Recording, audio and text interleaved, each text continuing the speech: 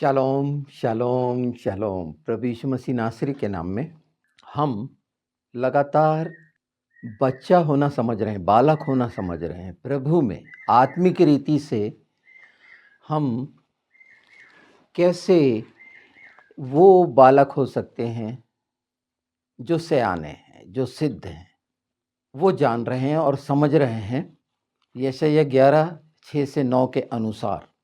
और ये पद अपने आप में पूरी तरह स्पष्ट कर दिया है पुनर्स्थापना की, नवीनीकरण की।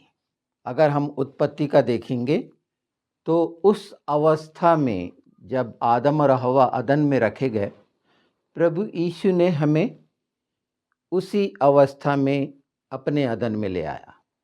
और उसमें हम कारण जान रहे हैं, ये 7 साम्राज्य की जो दुष्टता है शैतान की, जो नाश हो गई, वो पशुओं में हम देखकर समझ रहे हैं।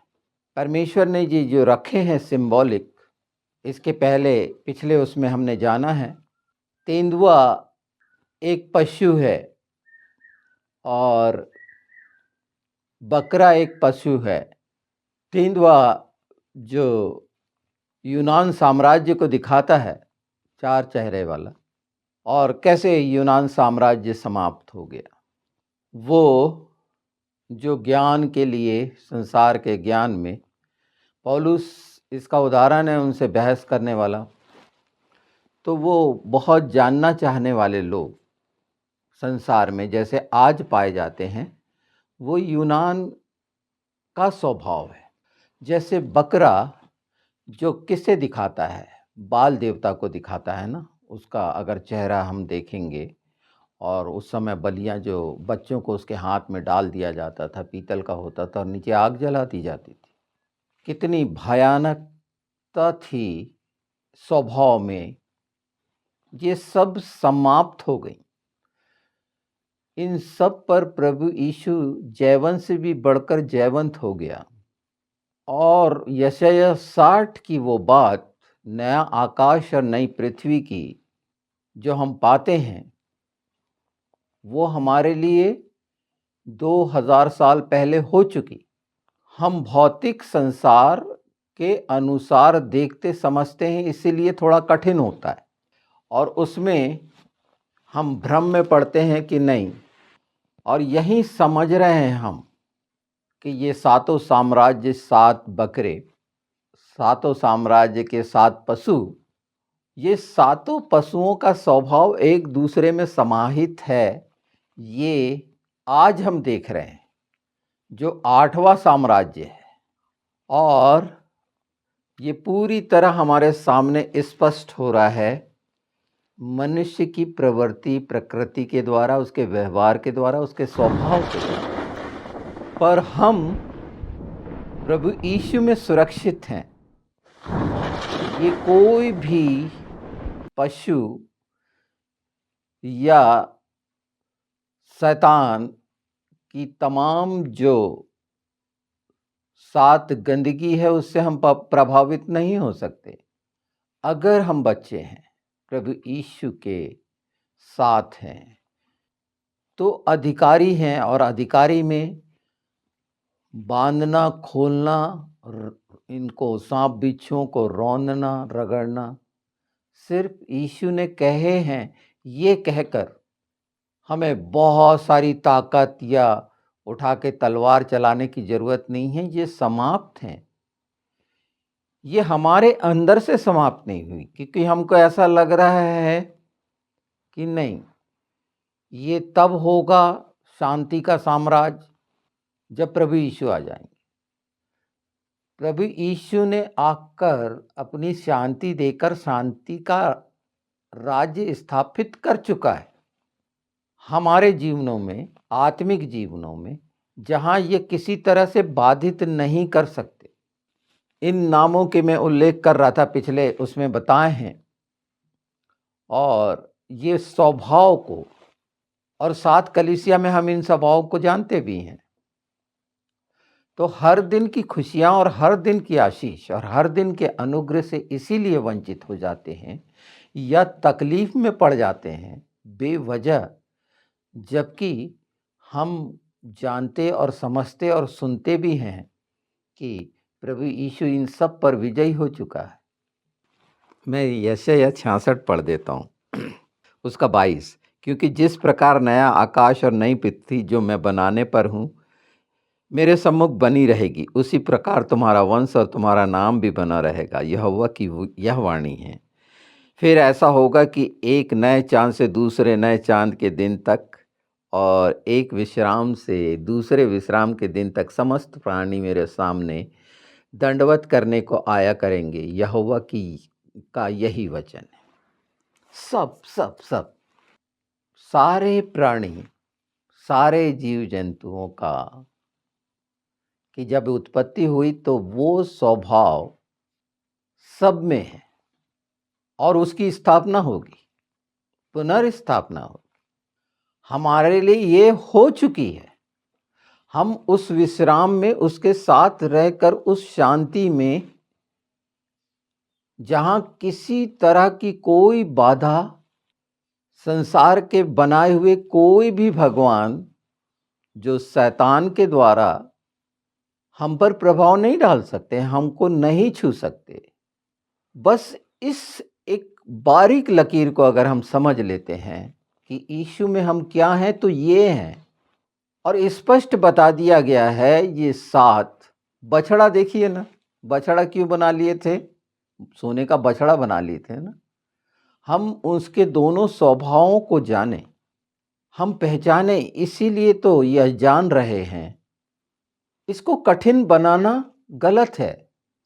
प्रभु यीशु को हमने जीवन में स्वीकारा है और इन चीज़ों से जितने जल्दी हम मुक्त हो जाएंगे उतना ज़्यादा अच्छा है, उतना अच्छा है।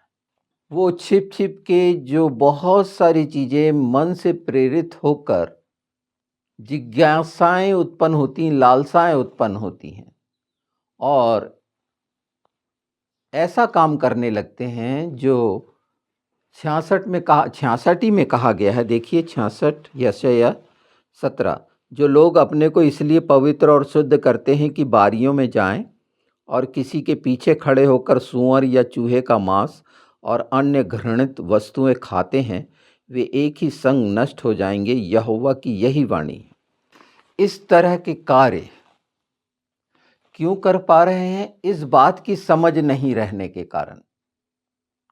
यहाँ चिताया जा रहा है कि नष्ट ना हो, बचो। हम बचाए गए हैं। हमारे पूरे अस्तित्व में परमेश्वर ने अपना वचन अर्थात यीशु मसीह और पवित्र आत्मा हमें मिले हैं कि जैसे हम इन चीज़ों को जान रहे, समझ रहे हैं कि इससे नष्ट हो जाएंगे। जो नहीं जान रहे हैं उनको ये समझा के, उनको बता के इस सच्चाई को नष्ट होने से बचाना है। ये हमारा दायित्व है, पहला कर्तव्य है कि अगर हमने जान लिए हैं कि नहीं, ये नहीं करना है, और ये तब नहीं कर सकते हैं जब हम अपना मन प्रभु यीशु को सौंप दें, उसका मन हो जाए हमारा मन। और ये तभी है जब हम विश्वास के इस स्तर पर कि हमारे लिए नया आकाश, नई धरती हो चुकी है, वो सब बातें जाती रहीं। ये 2000 साल पहले प्रभु यीशु के द्वारा, उसके पुनरुत्थान के द्वारा ये स्थापना हो चुकी है इसी संसार में। पर हमारा सोचने का जो नज़रिया भौतिक संसार को देखते हुए है, इस कारण हम आशा और वो सब, इसीलिए तो कहा गया है भविष्यवाणी हो तो जाती रहेंगी, सब बातें जाती रहेंगी, कुछ भी बाकी नहीं रहेगा। हमारे धन्यवाद ही कबूल किए जाएंगे क्योंकि उसमें हम स्थिर हैं। इस बात को समझ रहे हैं कि उसके प्रभु यीशु के लहू के द्वारा, उस प्रतिज्ञाओं के द्वारा हम इन सब गंदगियों से दूर हट चुके। वो हम पर प्रभावी नहीं हो सकती। वो साम्राज्य नाश हो चुके हैं। वो सब बातें झूठी खत्म हो चुकी हैं 2000 साल पहले। वो फिर क्यों हम अपने जीवन में जीवित करते हैं? लालसा के कारण, कि ये बनी रहे वो हिस्सा जो नाश हो गया, वो अपनी उपस्थिति दिखाता है। चाहे देखिए, एक सांप होता है, आड़ा तिरछा चलता है, पर बिल में सीधा ही जाएगा। जब हम इस सच्चाई को अच्छे से जानेंगे तो कोई भी जटिल से जटिल युक्ति या चालाकी या षड्यंत्र किया हुआ जो भी होगा, वो हम पर सफल नहीं हो सकता। जब हम इस बात में धीरे धीरे दृढ़ होते जाएंगे कि मेरा हाथ प्रभु यीशु ने पकड़ा है, पवित्र आत्मा मेरे साथ है। बच्चा होना बहुत ज़रूरी है। 66 की एक बात मैं बताता हूँ, कठिन लग सकती है पर सुन लीजिए। 66 का 7, उसकी प्रसव पीड़ा उठने से पहले ही उसने जन्मा दिया, उसको पीड़ाएं होने से पहले ही उससे बेटा जन्मा। ये बातें आज हम बिल्कुल सुनते हैं इज़राइल के लिए। ये बातें हमारे लिए भी तो हो चुकी। वो पीड़ाएं हमने नहीं सही, ये सारी चीज़ें वो जन्मा दिया हमको। हम मृत्यु के अधीन नहीं हैं यीशु को स्वीकार करने के द्वारा, और कोई पीड़ा नहीं हुई।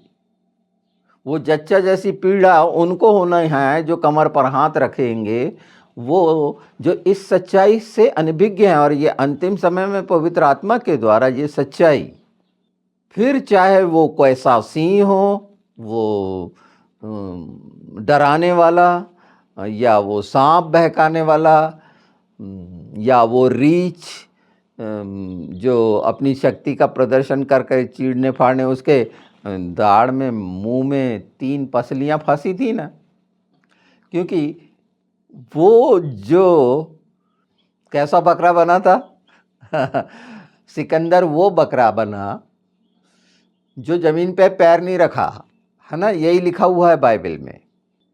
वो सच्चाइयां मैं बता रहा हूं, इसमें रेफरेंस को समझना है, उसे याद रखने की जगह उसे समझना है। देखिए यशायाह 65 उसका 10, मेरी प्रजा जो मुझे ढूंढती है, उसकी भेड़ बकरियां तो शारोन में चरेंगी और उसके गाय बैल आकोर नामक तराई में विश्राम करेंगे।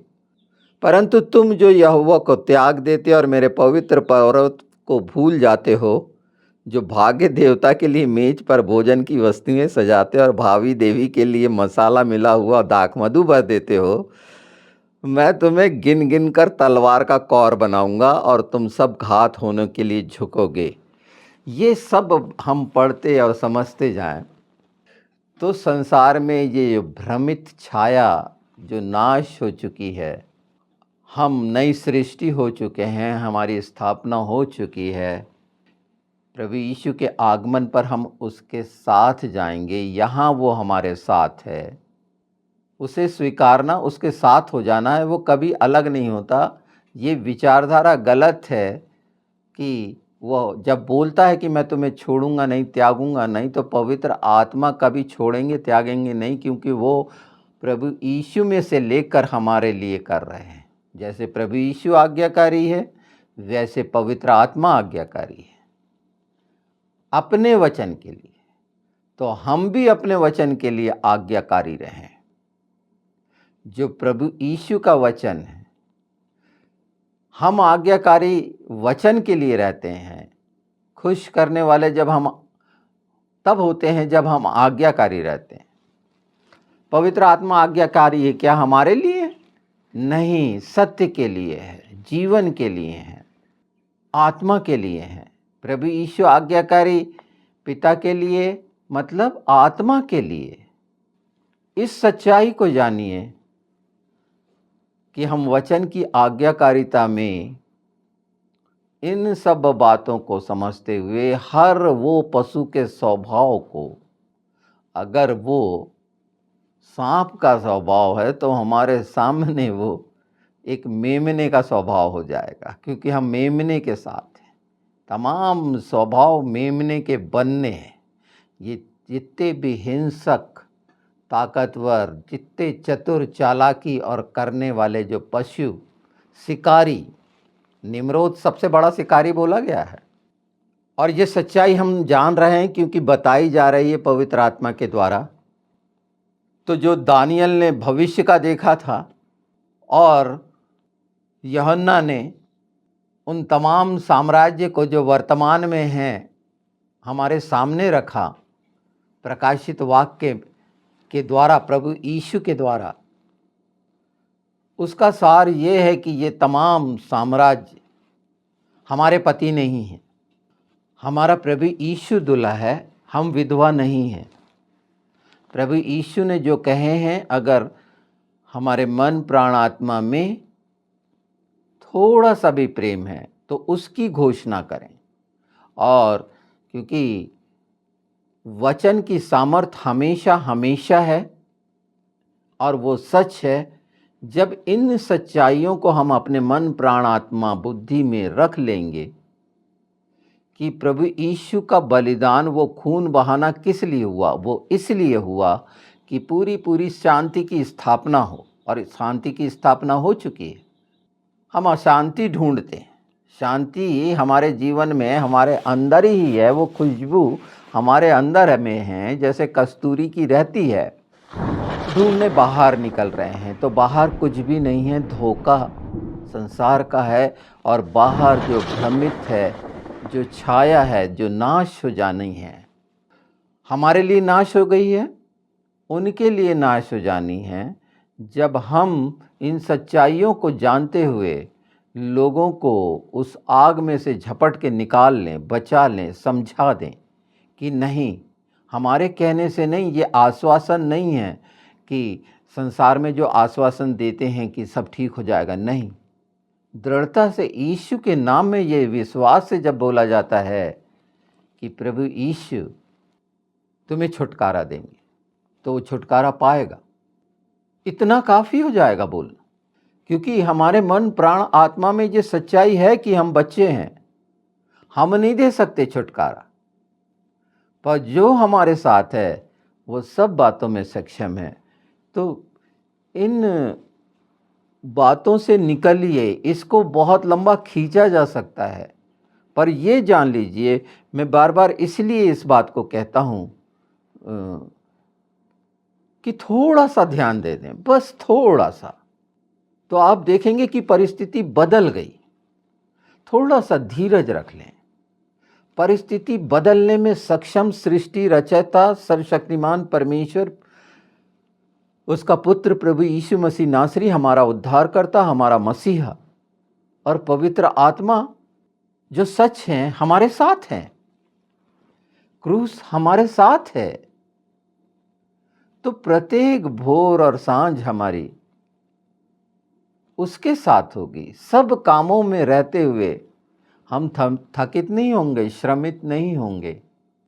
थोड़ा सा धीरज रखें बस, और अपने उपाय, संसार के उपाय, रीति रिवाज के उपाय, गलत शिक्षाओं के उपाय, उसमें प्रभु यीशु के साथ चेले थे तो कहा था, दूल्हा जब साथ है तो उपवास रखने की क्या ज़रूरत है। बिल्कुल करना चाहिए, मना नहीं किए प्रभु यीशु ने उपवास करने के लिए। उसमें पहचाने आप कि आप यीशु पवित्र आत्मा के साथ कैसे हैं। क्या उपवास ही रखने से आप उसके साथ होते हैं? नहीं, 2400 घंटे। ये कहीं से भी वचन विरोधी शिक्षाएं नहीं हैं, ये जान लीजिए। इसमें वो चिंताएं, जो चिंताएं भी सही शब्द नहीं है, इच्छाएं जो परमेश्वर की हैं हम सब के लिए, जो हम उसकी भेड़ें हैं, भेड़ के बच्चे हैं, उसके छोटे छोटे मेमने हैं, उसकी दृष्टि में। पर शैतान के लिए हम सयाने हैं, ये हमें जान लेना चाहिए। तो ये पशु के कोई भी स्वभाव, वो सातों स्वभाव हम पर विजय नहीं हो सकते, कभी नहीं छू सकते। बल्कि ये स्वभाव हमारे ऐसे हो जाएंगे के द्वारा सिंह घास खाने लगेगा, वो हमें नोच नहीं सकता, सांप डस नहीं सकता, कुछ नहीं कर सकता। वो तमाम का आचरण हम उस दायरे में रहेंगे तो ये कोई हिंसक पशु या स्वभाव हमें किसी भी तरह से तकलीफ़ नहीं दे सकता, कठिनाई पैदा नहीं कर सकता। ये सब अपने आप अलग हो जाएगा। क्योंकि जो अपने आप मैं बोल रहा हूँ, तो कहने का मतलब है कि यहाँ पर वचन की सच्चाई कार्य करेगी हमेशा। हम बहुत जल्दी बोल देते हैं अपने आप हो जाएगा, हमें करने की ज़रूरत नहीं है। हो सकता है कुछ कुछ शब्द कठिन लगते हों।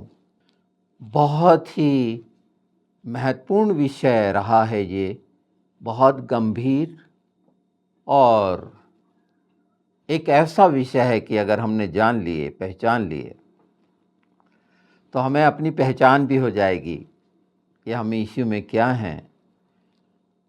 और जो चीज़ें असंभव सी जान पड़ती हैं हमें, जो परमेश्वर के लिए संभव हैं, यीशु के नाम में संभव हैं, हर बात उसकी अधीनता में है।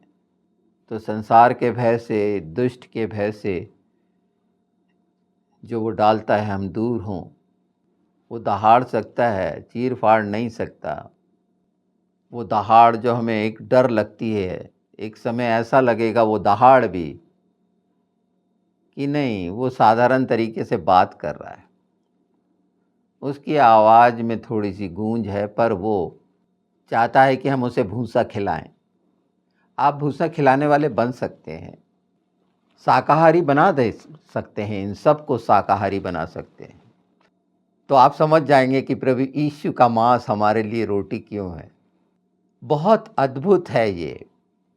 हम जो प्रभु यीशु का मांस खाए हैं, इन सब मांसाहारियों को, हिंसकों को शाकाहारी बना सकते हैं यीशु के साथ, यीशु में। क्योंकि बनाने वाला यीशु है, वचन है, पवित्र आत्मा है। ये हम हमेशा याद रखें कि जो मेरे साथ है वो कर रहा है कार्य, वो 2400 घंटे कार्य करता है, वो मेरी रक्षा करता है, मुझ पर अनुग्रह करता है, मुझ पर आशीष। ये मैं व्यक्तिगत मुझ पर बोल रहा हूँ, तो सिर्फ मैं नहीं, हम सब मसीहों पर, हम सबों के लिए है ये एक खूबसूरत मोती। इसे धारण कर लें और देखिएगा कि फिर किसी इंसान को की ज़रूरत नहीं होगी आपको। वचन की ये सच्चाई है, जो पवित्र आत्मा हमें सहयोगी और सिखाने के लिए दिया गया, वो कभी नहीं छोड़ेगा। तो इस भ्रम से निकलिए। लोगों के विचार अपने अपने हो सकते हैं, पर वचन की सच्चाई जो शांति की स्थापना हो चुकी है, हमारे तरफ से घोषणा नहीं हुई। जब हम ऐसी सोच के साथ घोषणा करेंगे, तो वहाँ जितने भी हिंसकता के आसपास किए गए दुष्टता के सारे हथकंडे, जो 7 हथकंडे हैं, हम पर प्रभावी नहीं होंगे। मैं बार बार इसी बात को बोल रहा हूँ। बल्कि आप बदलने वाले बन जाएंगे यीशु के द्वारा, क्योंकि ये सब हो चुका है। इसी से तो शैतान कांपता और डरता और भागता है, और वो चाहता है कि इस बात को ना समझें हम। पर परमेश्वर का जीवित वचन का हमको धन्यवाद करना चाहिए हमेशा, कि जो समय रखा गया है उस पर वो प्रकट कर रहा है हम सब पर। मैं बार बार कह रहा हूँ, महाक्लेश उनके लिए भयानक है जो यीशु का इनकार करे हुए हैं। हम सब उसके बच्चों के लिए हमेशा स्वर्गीय स्थान में, उसकी शांति में, कोई महाक्लेश हमें किसी भी तरह से प्रभावित नहीं कर सकता। वो शैतान और शैतान के लोगों के लिए रखा है। और इसी आशा से यीशु के नाम में ये जो प्रकाश है, ये जो सच्चाई है, आपकी अगुवाई करे। और देखिए, हमेशा का आनंद और हमेशा की शांति आपके जीवन में, आपके परिवार में, आपके बाल बच्चों में, आपकी कलीसिया में, जो पहले 2000 साल पहले स्थापित हो चुकी है, उसको देखते पाएंगे यीशु के नाम में। मैं इस वीडियो को बढ़ाना नहीं चाहता। तमाम और भी जो पशु रह गए थे, इतना काफ़ी है। और फिर अंत में कहूँगा मैं कि उसकी शांति, उसके आनंद में हमेशा आपकी आत्मा बनी रहे यीशु के नाम में। और हर सुनने वाले के लिए हर बात नई स्थापना के साथ जो स्वर्गीय है, उसमें हमेशा के लिए आप स्थापित हों।